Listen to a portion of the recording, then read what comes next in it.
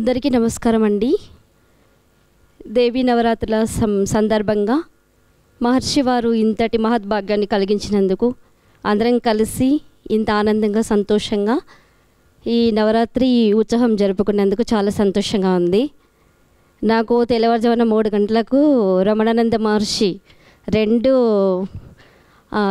చేతులు ఇలా పెట్టి ఈ భాగంలో తట్టి లేపి నీకు బ్రహ్మజ్ఞానం కావాలంటావు కదా, లెగు అన్నారు.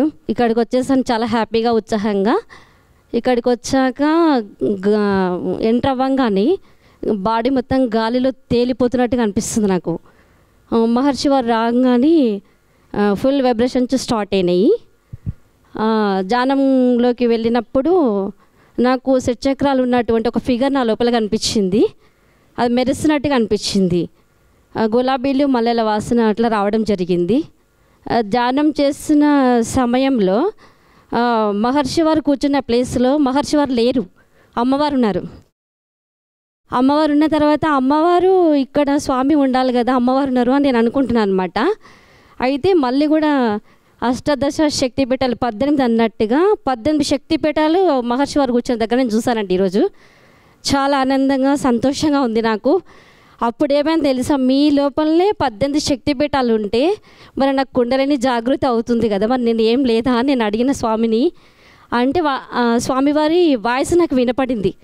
సరే అయితే నేను ఒక అమ్మని పంపిస్తాను అని చెప్పేసి నా లోపలికి పంపించంగానే నా బాడీ ఇక్కడ లేదండి. నేను నాట్యం చేస్తున్నానో మరి నేను ఏం చేస్తున్నానో నాకు అస్సలు ఏం తెలియదు.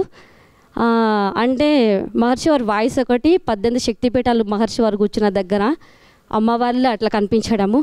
నా లోపలికి అమ్మ వచ్చి తాండం చేస్తున్నట్టుగా నాకు అనిపించింది.